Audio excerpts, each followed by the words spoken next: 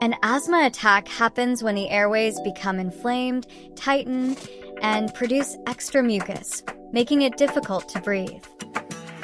Common warning signs include 1. Shortness of breath. 2. Wheezing. 3. Persistent coughing. 4. Chest tightness. 5. Difficulty speaking because of breathlessness.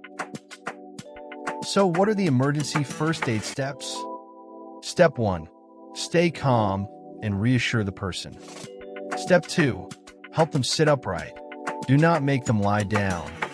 Step 3. Help them use their reliever inhaler, usually the blue inhaler if they have one. Give one puff at a time, encouraging them to take 4 slow breaths after each puff. If symptoms don't improve, continue giving 1 puff every 30 to 60 seconds, up to 10 puffs while waiting for emergency medical help.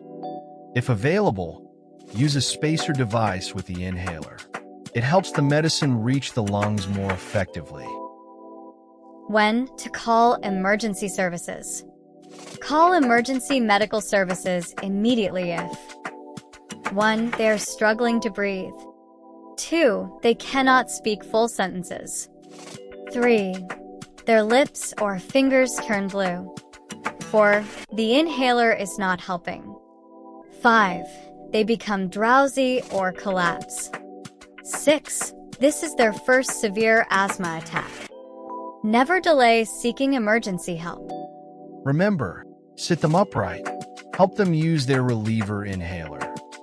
Call emergency services if they're not improving. Fast first aid can save a life during an asthma attack.